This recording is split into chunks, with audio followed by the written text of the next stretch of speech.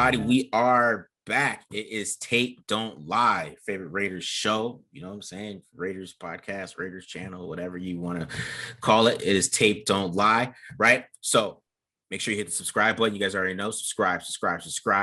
Make sure you hit the like button. Make sure you hit the dislike button if you don't like it. You already know how this goes. Leave a comment. Leave a comment if you don't like it. Well, you know. Make sure you follow me on Twitter at the Mark John NFL. Make sure you follow BD Williams on Twitter at BD Williams 18. I dropped a little cool thread on Darren Waller.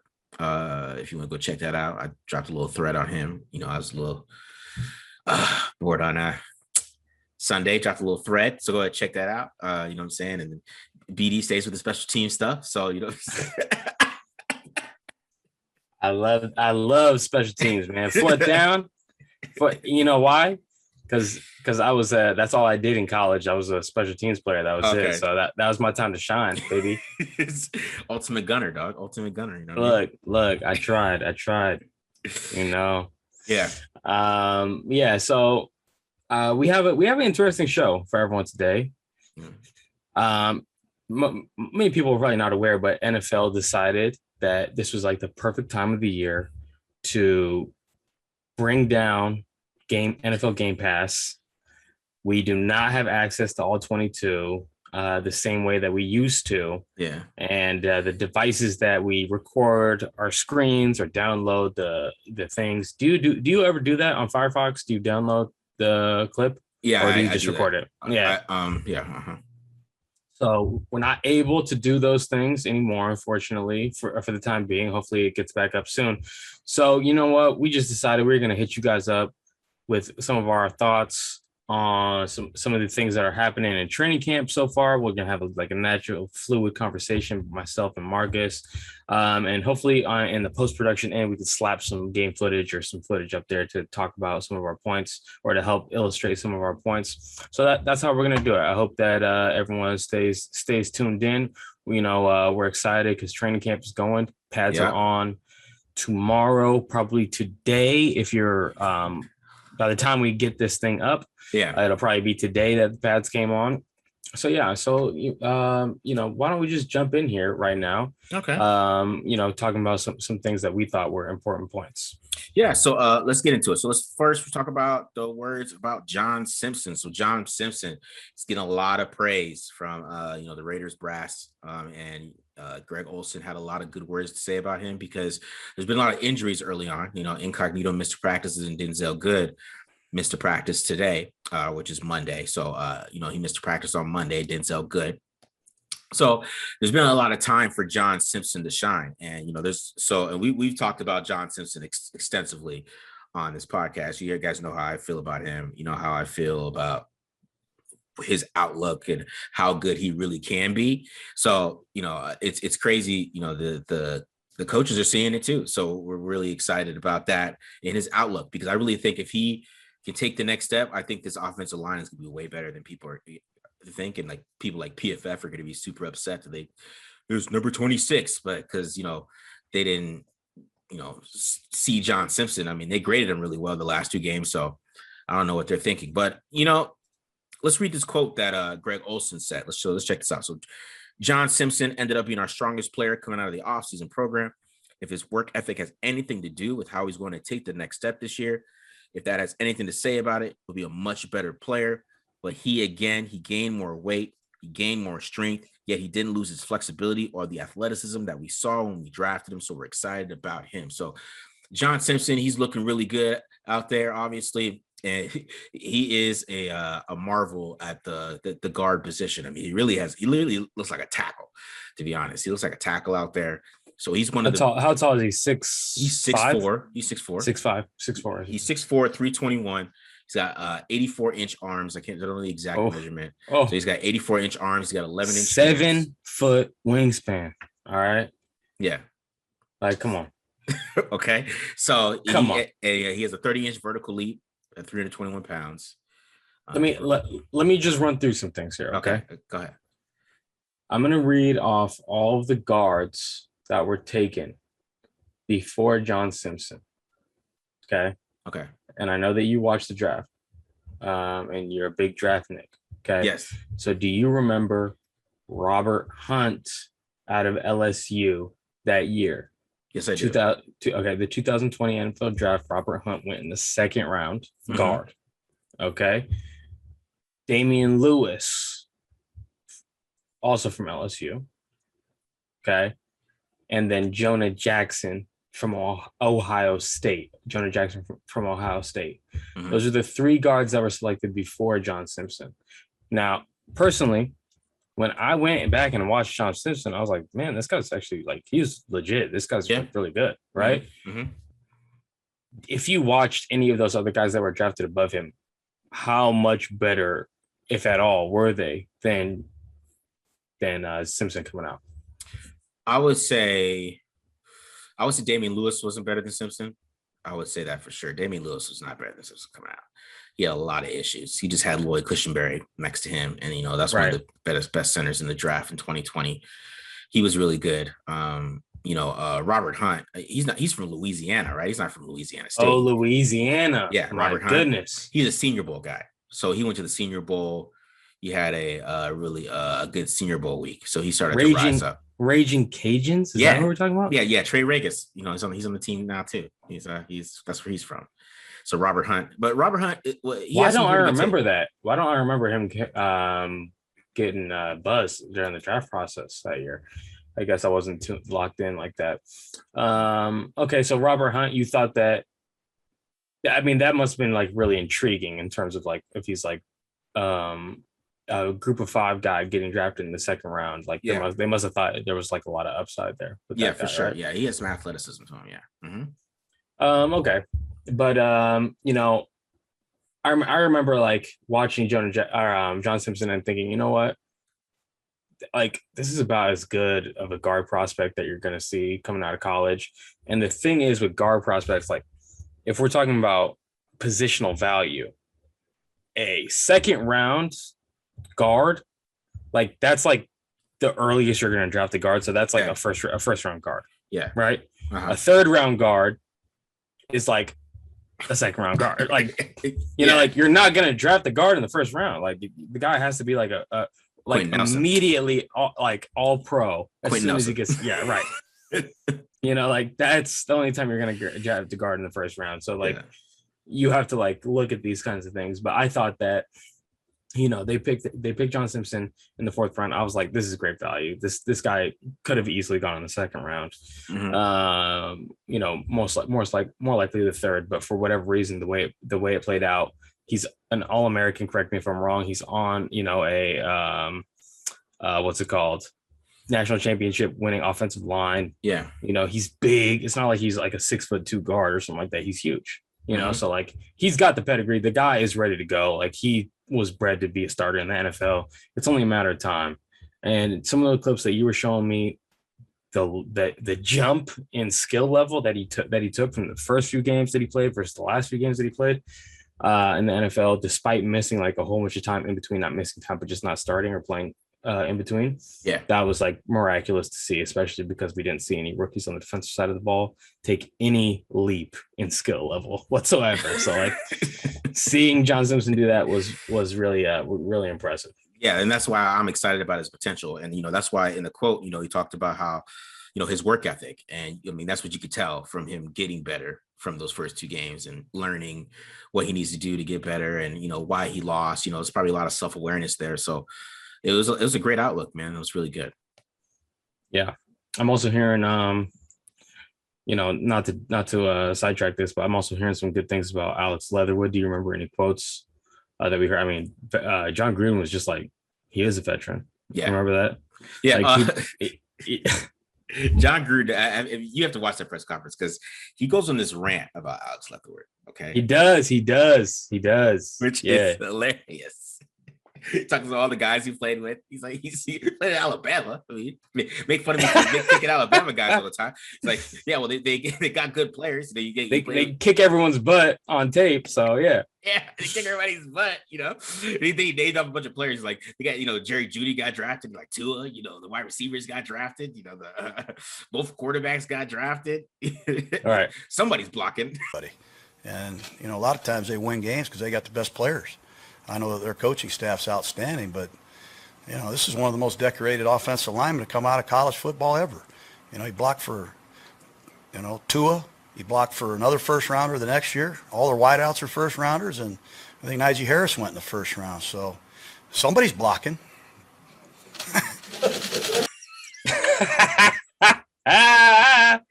Right. So yeah, he was right. He's a little mad that people were upset that they took that pick. Like, come on, bro. Yeah. It's Alex Leatherwood. That's right. Like, he's an Alabama offensive lineman. How can you go wrong with that? I mean, and the biggest thing was like it last year. While we're on the topic of Alex Leatherwood, can you name a better run blocker than Alex Leatherwood coming out? It would only be Penei Sewell that would be like in the class with him as a run blocker, right? I wouldn't even say Penei Sewell's a better run blocker than him. So it's Alex Leatherwood. He's the best run blocker in the class. Oh, yeah. So there you go. So yeah, I mean, people want us to get better in the red zone, right? You fans, you guys want us to get better in the red zone, right? Like, come on. Put him and Simpson next to each other and just they will move people. Guaranteed. It's gonna be nasty. It's gonna be right time. Yeah. Now here's and here's my thing. The Raiders did just fine passing the ball with Sam Young and Trent Brown for like 5 snaps, like in 4 games. Brandon Parker was in there. It was like a lot of musical chairs. I think Denzel Good took a couple snaps. Like it was musical chairs at the right tackle position. Okay. And they did just fine. Like they passed the ball as better than they have since Gruden came. Like this is their best year passing the ball since Gruden has arrived. Mm-hmm. And they did that with like a musical chairs at right tackle. So now you get a rookie at right tackle who's like really good run blocker. Like he's probably going to be just as good as those guys were pass blocking. Yeah, he's going to take his lumps. Yeah. They're going to chip the back on his side. They're going to slant the protection to his side. They're going to keep Waller and Foster Moreau in, to block down before they release. And, Gruden is going to do a lot of tricky stuff to help out Alex Leatherwood over there. Right. Yeah. So like, I just don't understand why it's like viewed as like a problem for I guess they wanted someone who looked a little bit more fluid, but it's because he's not the best pass blocker in the world. He's not the best pass blocker in the world. I understand. And then the other thing that Gruden said, go ahead. Like, okay, Darisaw. The other thing that Gruden said was when they said some of his teammates are saying that he acts like a veteran, and Gruden was like, he is a veteran. And then he went on to say like he played 15 games last year, and the guys that got drafted in front of him didn't even play. it was a hilarious threat. It was just somebody. Yeah. He goes, somebody's blocking. I died. So look, that just goes to show you, like they didn't care how good someone's 2019 film was. If the guy didn't play, like it or not. I'm just saying, like this is their thought process. They valued the guys who were like, I'm gonna buckle down and play through this. Mm-hmm. They value that. Agree with it or not, that's what they value. So yeah, that's true. I mean, the Raiders didn't have any opt-outs last year, did they? No. Interesting. All right, BD. So let's keep it moving. The next topic, we got a little Nate Hobbs versus Amik Robertson going on. No, because we had Nevin Lawson. It's pretty locked in right now as the slot corner, but he's suspended. Yes, he's suspended. Games.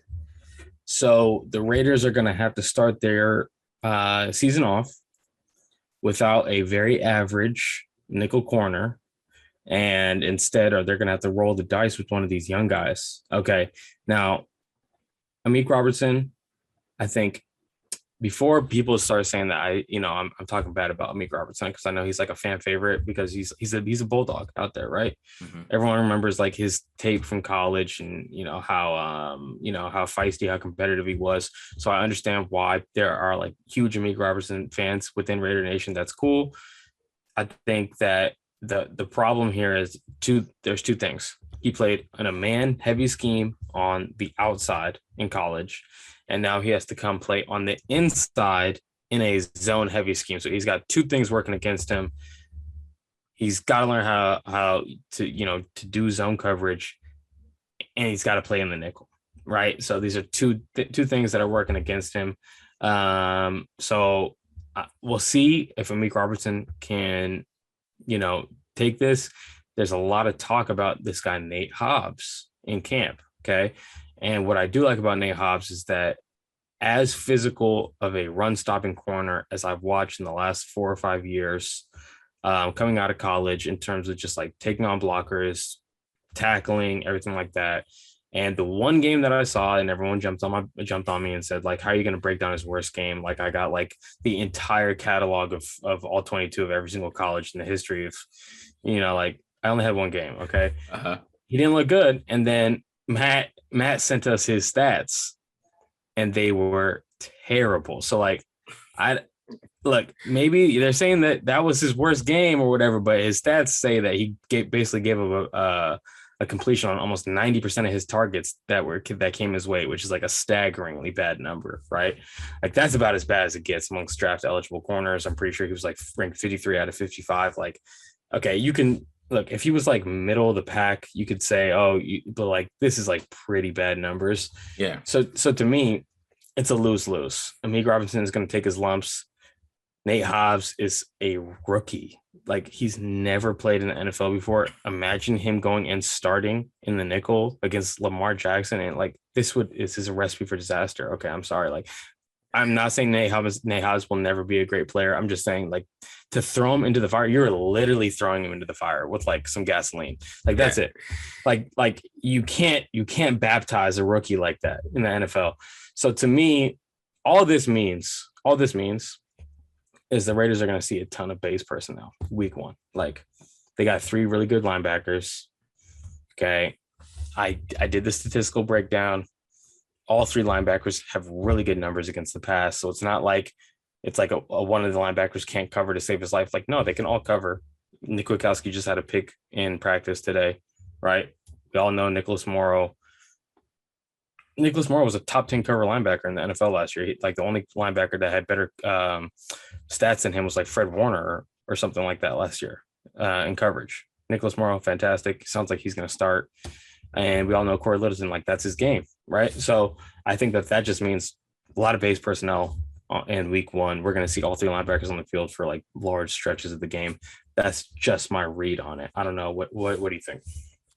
I mean, I think Nate Hobbs is interesting because, I mean, they played Tampa too, bro. So this is like not even like a variation of Tampa 2. This is 2000 St. Louis Rams, Lovie Smith, Tampa 2. Okay, that's what they played in college. They didn't do any variations. They didn't try to fake you out. So that reception thing is interesting because it's like, what receptions were they giving him? Were they giving him the flats? So those the flats his receptions to those equals? I mean, because he's giving up the flats automatically because he's in cover 2, right? That's what he's either playing the flat or he's going to drop. Yeah. I mean, they want everything to go underneath. So, So here, okay, Tampa 2 teams, when they need to go single high, they always go cover 1. Okay, Tony Dungy, Mike Tomlin, Lovie Smith, like Marinelli's guy. Why am I blanking on his name?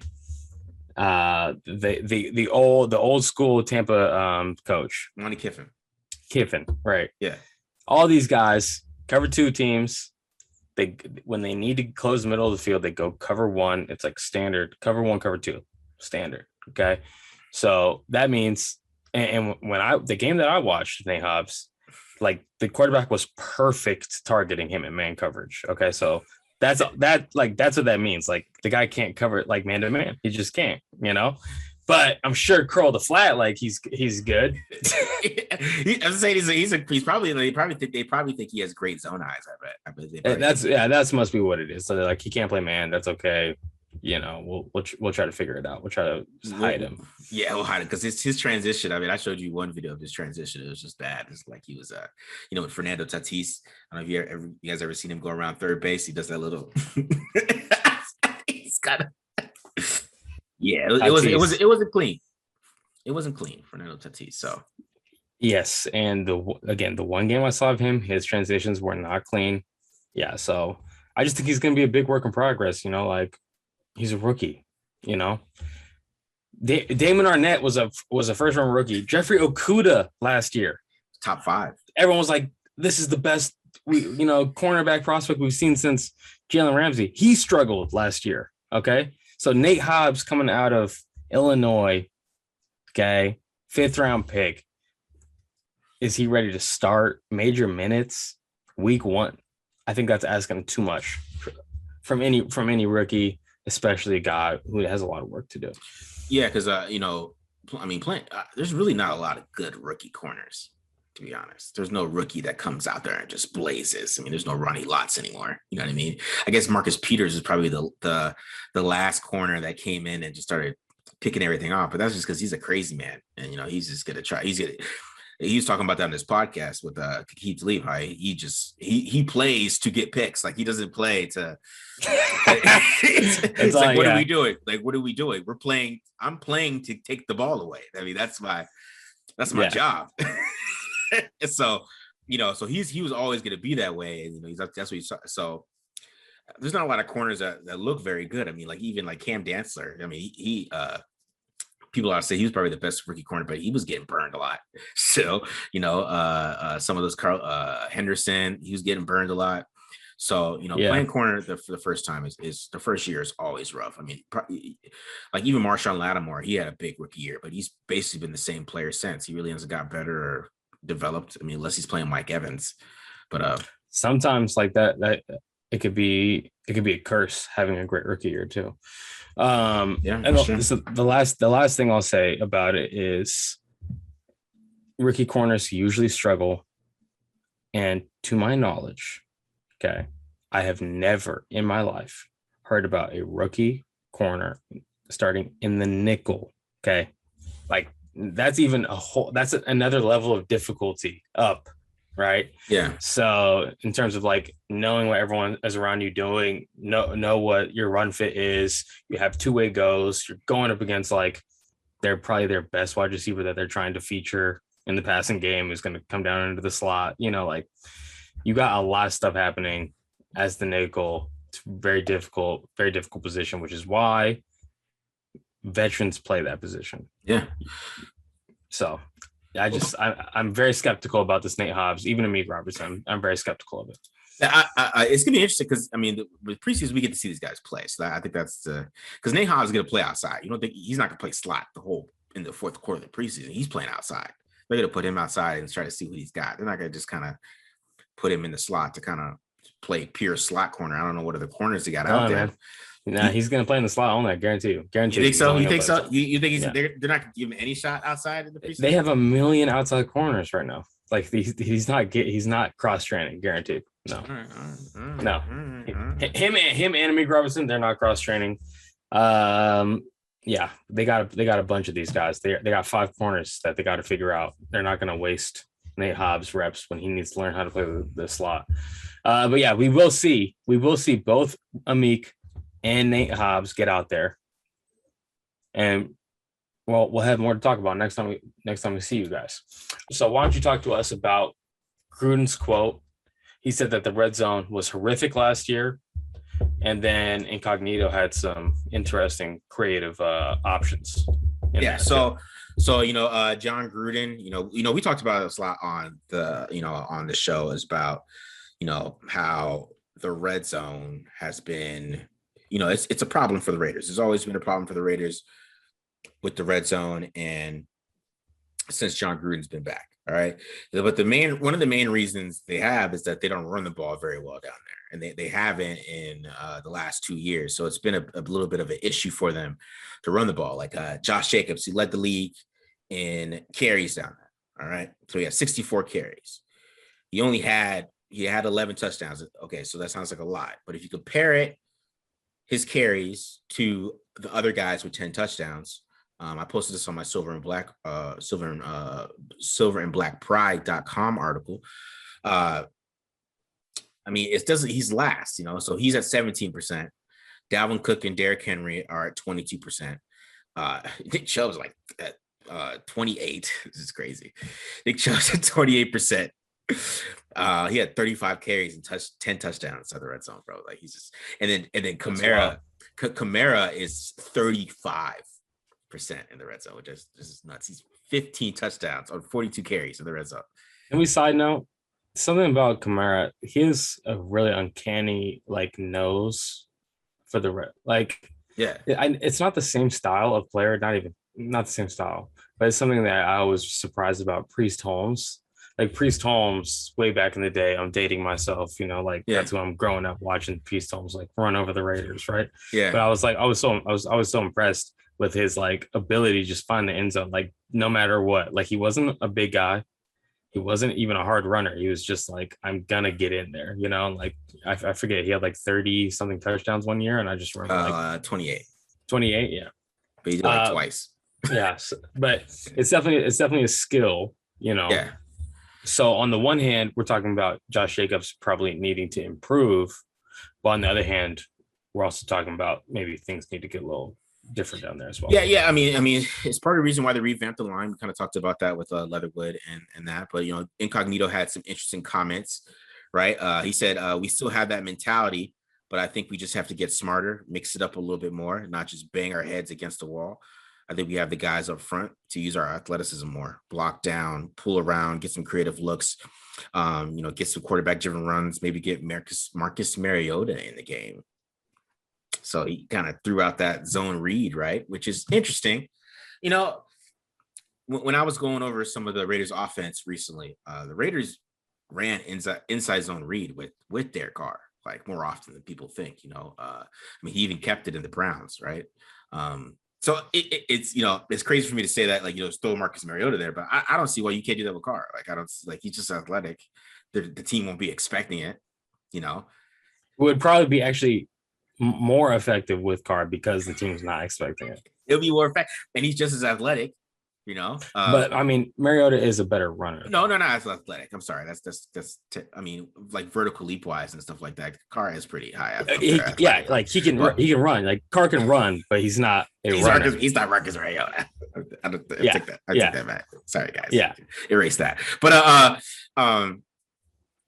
what I'm trying to say is that, like, I mean, he's at least like what Ryan Tannehill does. Ryan Tannehill scored 7 touchdowns off that stuff last year. So I don't think that necessarily has to be Mariota. I think Carr could do it in tight spaces, but you worried about him getting hurt, but like, sometimes you just got to play football.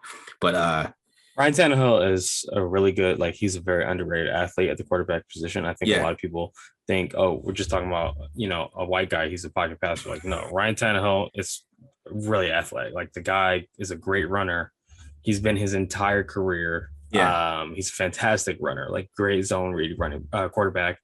And I think that's the reason why they brought him in with Marcus Mariota, because they had like a similar offense where it was like, okay, we need a quarterback who can run, and Tannehill was just a little bit more locked in. I don't know what the problem was with Marcus Mariota, but it just wasn't clicking for him over there. Here's my argument for Marcus Mariota having a dedicated package of plays. Okay, go ahead. Once every like 3 or 4 red zone trips, just put Mariota in the game. Do something crazy, okay? Do something weird, okay?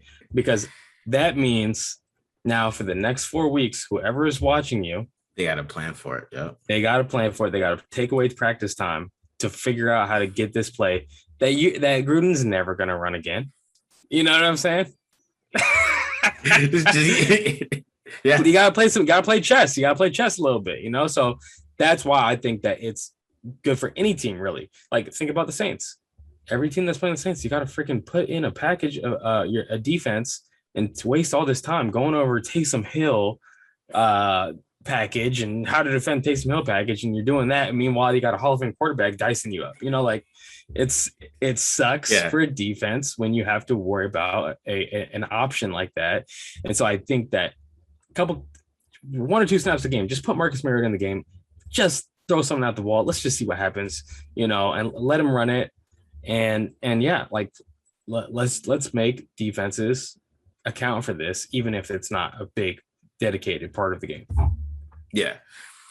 And they were very effective with it, the zone reads and the arc reads and all that stuff they did with Mariota. So I mean, it would be effective, but I still think they do gotta run the ball naturally, because even with Marcus Mariota in the game, they got down there, you know what I'm saying? And they could not run the football. And they got, they kept trying to run the football and they couldn't get it in, you know what I mean? And then they tried to run spider wide banana and it didn't work. So what play did Mariota run it in himself on? What's that? What play did Mariota have that rushing touchdown at the end there? Oh, that was basically like a seam play. He missed the seam, but he still ran it anyways. He still ran it. Yeah. Yeah. So, but he he does. It would be interesting with Mariota though. If they put him in there. I mean, he's never really been like a red zone guy though either. Like even when he was with the Titans and stuff, he wasn't like a huge give me the ball in the red zone, I'm going to score touchdowns off the zone read type of thing. Like he didn't really produce like that. I mean, that's probably half the reason why he's, with the Raiders is because he didn't. I mean, he threw he only threw like no more than 13 touchdowns his last 2 years there. So, and then he doesn't have that many rushing touchdowns. And I think he ever had more than 5 in his career. So he's not like a super, rusher type of guy. So while we're on the topic, we've heard a lot of people talk about how Mariota is like a great option. Okay. So I finally got around to watching this probably like a week and a half ago, 2 weeks ago, maybe. I finally got around to watching Gus Bradley against the Raiders in that game where Mariota came in and played the majority of the game. Yeah. Okay. And they Mariota did not, it wasn't even like Gus Bradley like adjusting. Like the only thing that they adjusted to was like just to maybe take away the quarterback run in the zone read game. And then after that, like Mariota struggled. Like he had a tough time in the second half. And like that's all they did was just take away the quarterback option in the run game. Mm-hmm. They didn't do anything like it's not like they were like throwing some like exotic coverages at the guy. They were playing cover 3 the entire game. Okay. And it's a pretty easy barometer when you watch Gus Bradley's defenses. You watch him play cover 3 against, Drew Locks and, stuff like that. And then all of a sudden you see him play Tom Brady and it's all too high. Right. So like, okay, like he respects Tom Brady. Like you've got to play the pass against Tom Brady, and against Marcus Mariota, they didn't run any too high. Like they were literally cover 3 the entire game against him. So obviously not a lot of respect for Mariota, the passer. So I just want to put that to bed. People, he's barely a starting quarterback. He's a fringe starting quarterback in the NFL at this point, but he is an intriguing option in terms of a wrinkle that an offense can have. I think he's valuable there. Yeah. I mean, in that game, most of what happened in that game is that Gruden tried to open up the offense, and then it just didn't work out. It just didn't work out how it was. They started off with the good West Coast concepts that he knows, and he did really well. He did really well on those early concepts, but then like the pick he threw, which, it's kind of weird. I mean, you're in a position where you're going to win a game. You're about to win the game, right? It's 24-24. You're about to go into the fourth quarter, right? Here's the fourth quarter. You're about to go score. And, you got a quarterback that hasn't run, choice routes all year, hasn't worked with these wide receivers in practice, hasn't done anything like that. He's been sitting on IR for 10 weeks, right? So he hasn't had any practice reps. He hasn't learned to get the connection with these guys. And you call it, a choice route with him. You know what I mean? Like that's kind of puts him in a tough position. And of course it goes wrong. He expects to go to the hitch, and then Zay Jones is going to the slant, and he throws it behind him, and it's almost a pick six. So it was interesting. It was like Gruden was like, okay, you're feeling yourself a little bit, because before that he was awesome. He was awesome in that game before, but after that he kind of tailspinned a little bit after he threw that pick. Kind of mentally, you kind of tell he's tailspin when throwing the ball. He got a whole lot timid because the Raiders got the ball back before they missed a field goal after that interception, and they got the ball back with like a minute and 13 seconds left, so a good amount of time, and he couldn't move the football, and he couldn't throw the football after that point. It was like he was shell shocked after he threw that pick, and it was just interesting to me how they he called that play. I mean, after he was cooking with not that many difficult things, you know what I mean? Right. I don't know. Maybe he thought like, okay, let's see what you got here. It's first down. Let's see if you could work these choice routes like Carr. Yeah, I'll play you next week. I don't know what he's thinking, but like, just keep doing what you're doing, man. Win the game. But hurts to watch it. But you're right. He's not that same. He's even Gruden said that in his press conference. Gruden talked about how he has to change the offense for Mariota. Like, he has to completely change the offense. He can't call the same plays he calls for Carr that he calls for Mariota. So what does that mean? That means he limits his offense. That's basically it means Mariota is not as good, right? Yeah, he limits him. He's limited. Giving it to you softly for the Mariota lovers. Okay, I like Marcus Mariota. Okay, I think he's a great guy. I think he's a great athlete. He's a fun quarterback to watch. Okay, but your offense has to be very specific with Marcus Mariota, and that is not what John Gruden wants to do. He does not want to, tailor his offense. He wants to have it wide open. He wants everything that he thinks about. He wants a quarterback who can execute it. So yeah, Marcus Mariota will not be, if anything, it's just gonna be a package of plays. But we'll see. We'll see if he gets traded to Indianapolis. Clelin Ferrell with the twos. What do you think, PD? What do you think of that? Yeah, I think that there's a lot of overreaction to this. This is a pass rushing oriented defense. Gus Bradley did not draft Clelin Ferrell. The previous defensive coordinator drafted Clelin Ferrell, and the previous defensive coordinator drafted Clelin Ferrell because of his run stopping ability, okay, which is not a trait that is called upon for defensive ends to use or to have in this defense, okay? So not exactly like the best scheme fit in nickel. In base, yes, Clelin Ferrell is going to be out there. Guaranteed he will be the 5 technique defensive end in base personnel for sure. But in nickel, which the Raiders will be in plenty of nickel, tons of nickel, he's going to be a rotational guy, and we're going to find out where he sticks in that rotation, if it's as an end or if it's as a 3 technique. And here's my thing, okay? The best defensive lines in the NFL, there's not a starter, okay? There's a guy who plays 60% of snaps, and then a guy who plays 40% of snaps at almost every position, except for maybe one where it's he plays like the majority of the game. But it's a heavy rotation. And so it's not about who starts, it's about the number of snap counts in the end. That shows you who the contributors are on a defensive line, okay? It's not like an offensive line where it's like, okay, yeah, we're going to have a rotation at right tackle. Like, no, that does not happen. The right tackle is the right tackle all game. But on the defensive line, you want a rotation. You want guys fresh. And so if Clelin Ferrell can come in and if that's how he's most effective, like, why would you be upset at that, Raider Nation? If he's more effective coming in spots as a situational guy, playing the run really well, maybe providing interior pass rush, whatever it is, if he's more effective like that, then that sounds good to me. And I understand, he's 4th overall pick and people want to see him start, but like, he's not going to start in this defense with the guys that are there. Yeah, you're right about that. Yeah. So it's pretty straightforward. He's not going to start, but whatever. Yeah, it's good conversation, right? And there's good reasons for it. So, yeah, let's just say if Gus Bradley was the defense coordinator last year, Clelin Ferrell would not have been the pick. It would have been Brian Burns. Josh Allen or Brian Burns. Yeah, one of those guys. Yeah, one of those guys for sure. All right. That's about it, man. I think we're good. All right. So that's it, Raider Nation. I hope that, by the time this gets out of production, you guys enjoyed this episode.